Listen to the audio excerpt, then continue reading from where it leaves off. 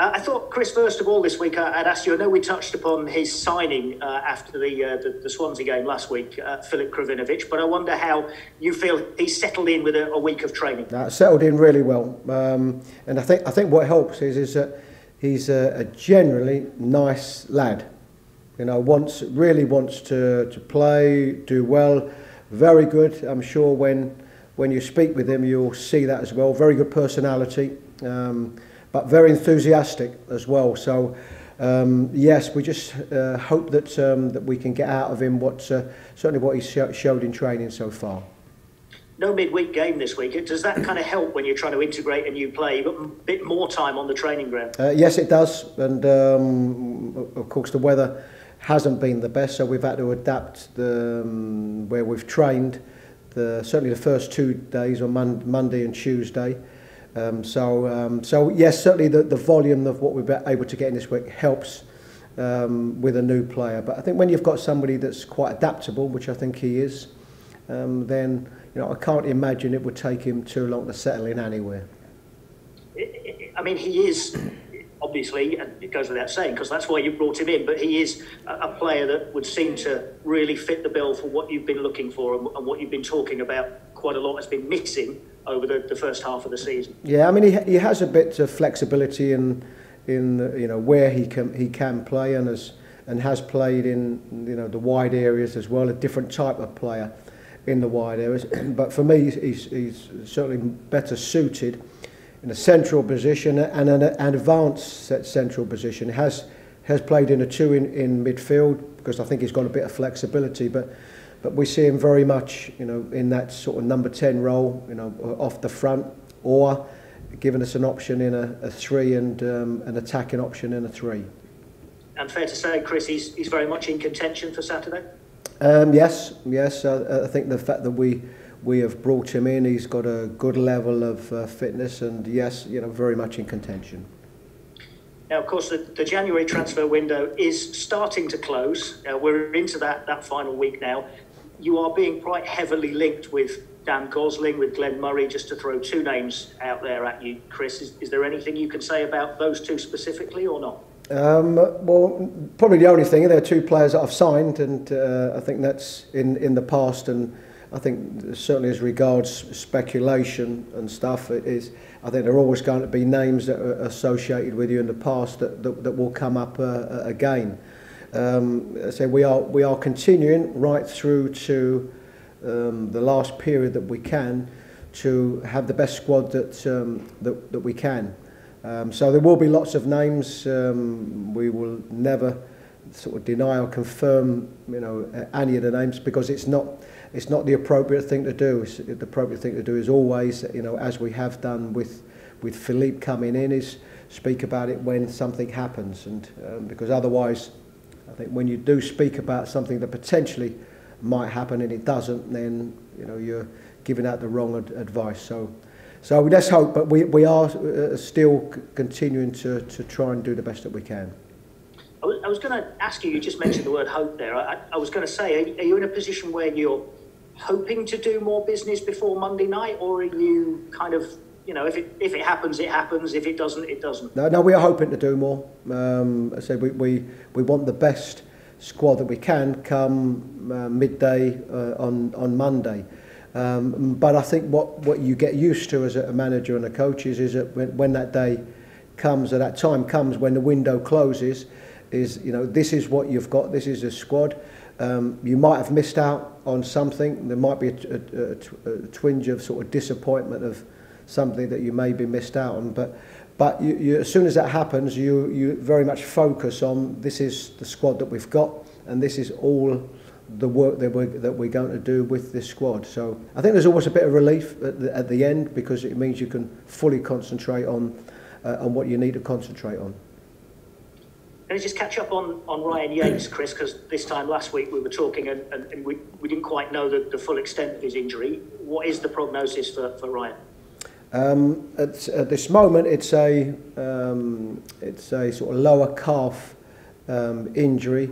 At the moment, he's recovered really well, and probably if we didn't have good medical people here, and you relied on the lad himself. I mean, he would probably say that he's almost fit to play just after Saturday, but because at the moment he's recovering really well from it, but there are time constraints that go with it. So it's looking good. He certainly will miss the next couple of games, and then we'll see after that. Much better than it could have been, isn't it? Yes. It occurs to me, Chris, that you've got quite a big week coming up, haven't you, with games against Barnsley and then Coventry and Wickham, and then it goes on, I know, after that as well. But these next 3 games look as if they're huge games for you in terms of shaping the season. Yes, they are. I think that the first one, because we are at home and we are on the back of a disappointing performance and results, so we need to bounce back from that. We certainly league performance against Middlesbrough, and of course in the next 2 games they are teams at this moment are somewhere in and around us, so that puts added importance of getting a result in them game. And I suppose as much as you want to win all games, it's also important that in them particular type of games is that you don't lose. So yes, I think we know the importance, but I think as we now go into the second half of the season, then of course the pressure on the games escalates, but that's the nature of the game.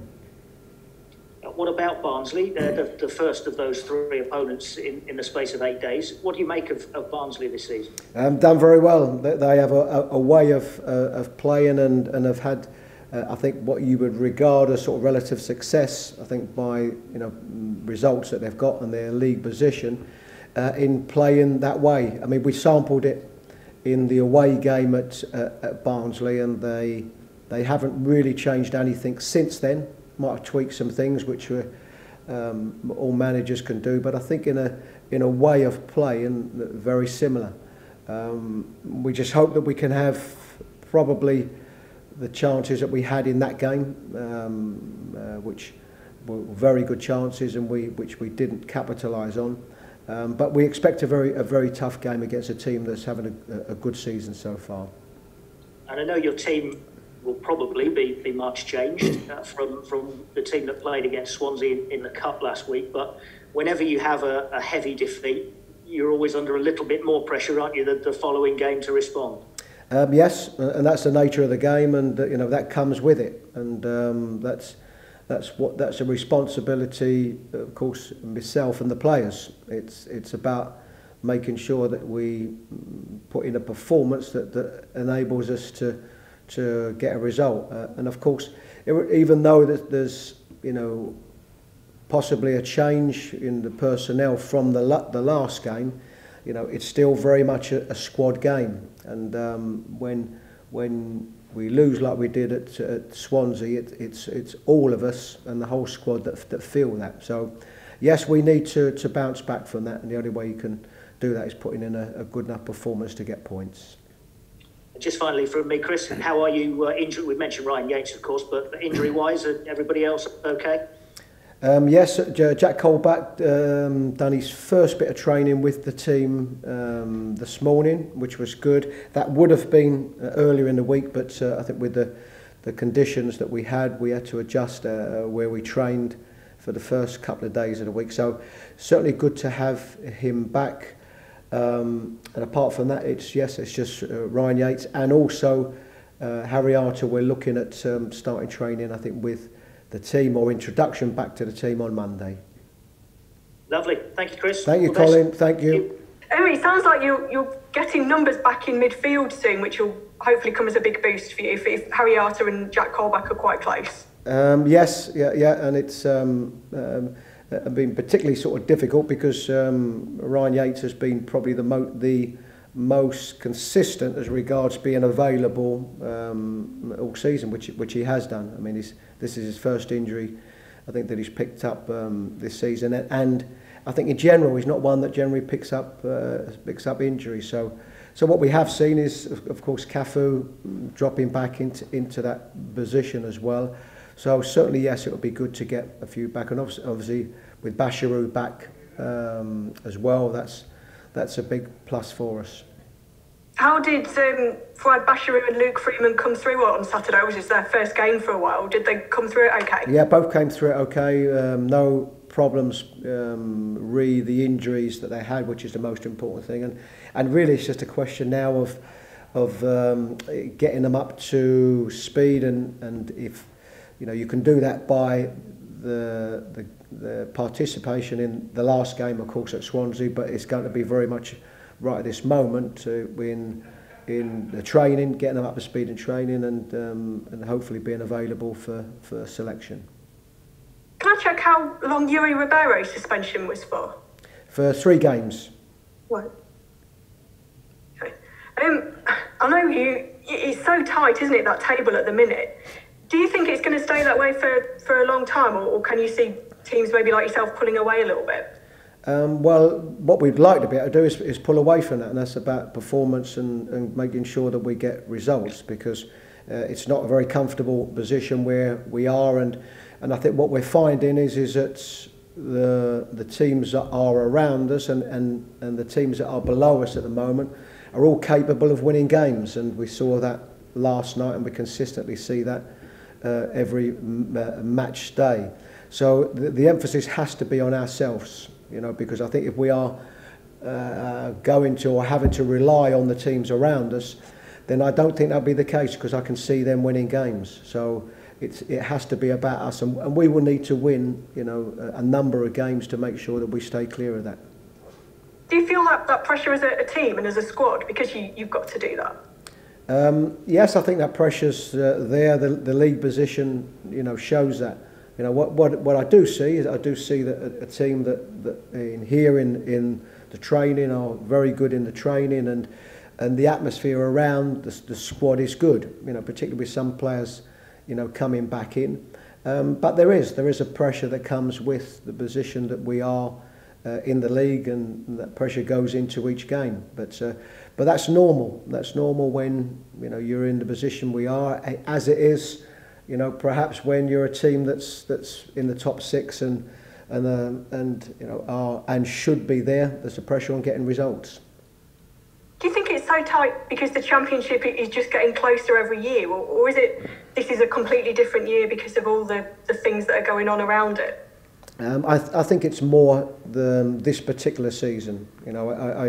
I know the Championship well, and the Championship has always been a difficult league, where teams can beat anybody. But I think, for me, no more than this season.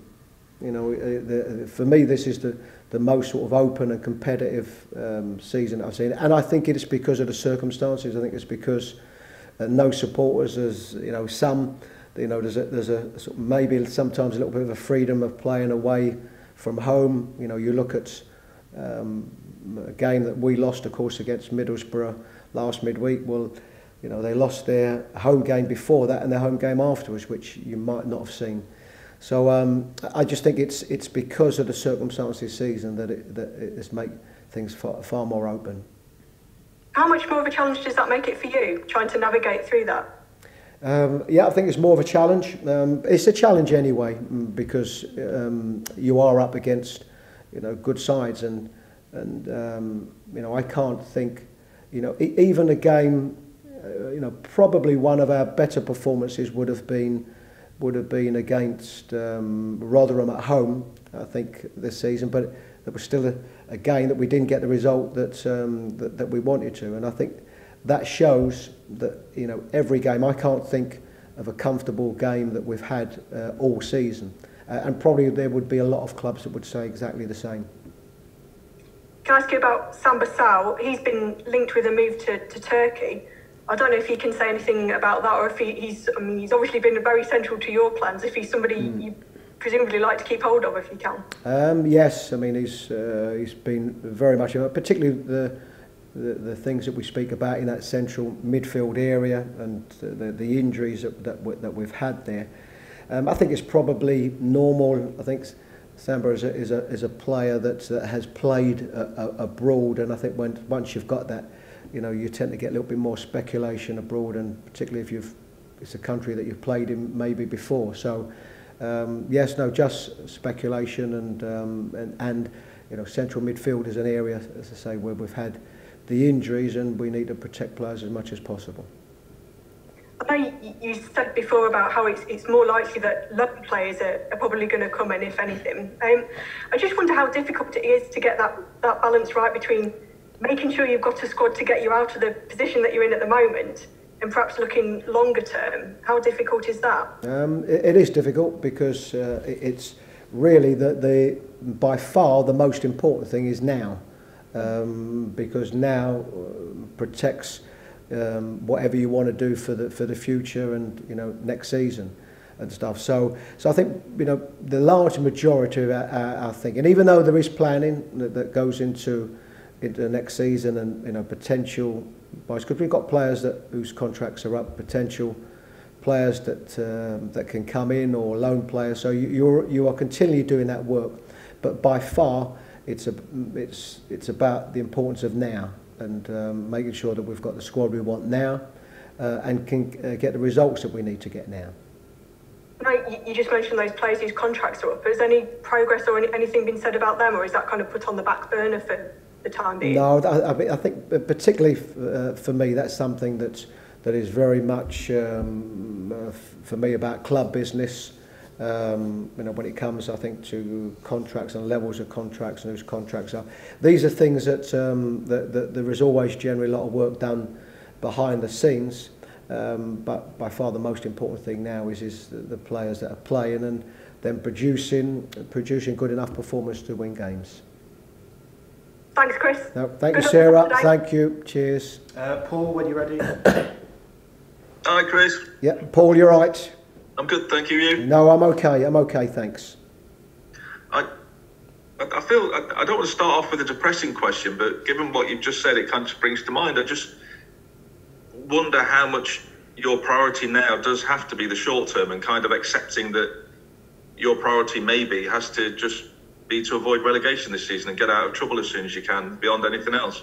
Yeah, well, I mean, I can understand the question, and of course we are in a position in the league where, you know, there are good teams around us and teams that are winning games. So, you know, I understand the question and accept that. Is that, you know, if we were not to win the games, you know, we would be in a relegation battle. I mean, what we want to be thinking about, you know, looking upwards as opposed to looking downwards. And so you know, all my efforts and concentrations are very much on that. But the only way we can do that is by winning games and putting in performances that can allow us to do that. And what we don't want to be doing is having to rely on teams around us, and certainly the teams below us, you know, on not getting results. I was going to say, it's surprising how quickly things can change. But I don't suppose it is in the Championship really, but it does feel like the mood has changed dramatically after just one Championship defeat. You were 7 unbeaten, and it looked like things were going in the right direction, and then you lose one game, and all of a sudden it feels like the world's coming to an end in a strange way. Yeah, I think. I think if it's. I think if that's the case, I think that would be more down to the fact that we lost the last cup game as well. So, you know, you're looking at 2 games, but I think it's also because, and you know, I remember seeing this last season with Stoke, where new manager came in, they started to get better results, but because a lot of the results were good around them, you know, they never moved as much in the table as what you would have thought them results indicate, and so probably be the same with us. I think because of our form before that in a good run, we didn't move significantly enough, I think, in the table to allay some of them fears. So I think that as regards to the mood around here is good, and I've got a motivated group of players, but I do understand that, you know, league positions count, and that's what, you know, a lot of people see. In the work you're doing in January, do you focus mainly on the rest of this season, or do you have to focus beyond that? Are the signings you make, I guess is the question I'm trying to ask, are they short-term signings to help you in the short term more than the long term perhaps? Yes, yeah, I think probably because of the position we're in, that, you know, that that has to be the number one priority. But that doesn't mean that you're not looking for the future. And if there was an opportunity that the club felt was right for the future, which means going past this season, then certainly the club would do that. But the basis and what we're doing at the moment is very much about this season and making sure that we finish this season really well. But what will happen also is that during this period where a lot of names are mentioned and players that are put into us, it's also good to make reference to a lot of them for potential ones next season. I know you don't like to talk about specific names, so I won't ask you about specific names, but do you think there's room in your squad to add a different kind of forward option, to add another striker of a different type perhaps? Yes, I think there is. Whether that is in that particular position, but certainly the area that we have probably looked at the most is the offensive areas, because although we've had difficulties in centre midfield with the injuries, we certainly have numbers there. So it has been really about the offensive areas, and we will look at all the options that we I think are open to us and would add to what we've got. You've already got, I think by my basic maths, I think you've already got 5 loan signings at the club. Are you happy that you'll be able to juggle another one in there with only be able to have 5 in a match day squad? Yes, it's not an ideal situation, but if we felt that would add to what we've got, and then of course having to make those decisions, there would be lots of periods of games and decisions that managers have made which would be similar. So there would be lots of clubs that have made that decision to have the one extra or so, which can I wouldn't say problems, but of course it just means you've got to make more decisions. But yes, if that was the case, we would be prepared to do that. Yeah. Thanks, Chris. Good luck this weekend. Thanks, Paul. Thank you. Jake, just to finish off. Hi there, Chris. Jake from Notts TV. It's great to meet you. Good. How are you? Yeah, very well, thank you. How are you? Good. I'm okay. Thanks. Good stuff. Yeah, just some follow-up questions from what the guys have asked. Really, we've discussed the transfer window coming to a close in the next few days. We talked about potentially signings coming into the City Ground. Could we potentially see some leaving the City Ground in the next few days as well? A good question, and the answer is I don't know. What will happen over not just here but every club, over the next couple of days is maybe the occasional surprise, something you thought can possibly happen that you didn't think was going to, and then you've got to make a quick decision. I mean, the ideal one, of course, is that you finish the window with what you would like to come in and the squad that you would like. But sometimes you do have to make real tough decisions, even the last day or the last couple of days. So the answer is I don't know. And we've just spoken with Cafu as well in the past few minutes as well. I'm just interested to get your thoughts on what he's like to work with and his contribution to the team, because of course he's nailed a fairly consistent starting spot in your team over the past couple of months. Well, firstly, it's a good example for any players, particularly young players that get a little bit frustrated because they're not playing games and so on. And that would have been his situation. But what he did do was right through that period where he wasn't playing games, and of course we wouldn't see him as a young player. He's a player that has got experience, and the initial part was frustrating for him because not only sometimes not playing, but sometimes not even on the bench. But if you train as well as what he did and be as committed as what he did, sometimes that can turn around. And so I think a good example for any player. Yeah, I was going to ask, how important is that ethic to you as the manager? Because like you say, instead of being down or kind of like throwing his toys out of the pram, he's gone, right, I need to work on my game and work hard and play my way into your thinking. Well, you want as many players like that as possible, because the game is full of ups and downs, and there isn't, you know, one player that has the divine right to play every game. It's about form, and if you're doing well, you've got more opportunities to play. So, a player's season and career will always be full of ups and downs, and they've got to be able to cope with the times where things are not going their way, because ultimately it's about one thing, and of course that's the team. And of course it is Barnsley at home at the weekend. What do you think will be most key from your side to get a result from the game? Well, to put in a performance against a good side, and a structured enough performance. They have a way of playing, and we've got to be able to cope with that. They press well, they get bodies and the ball forward at times very quickly.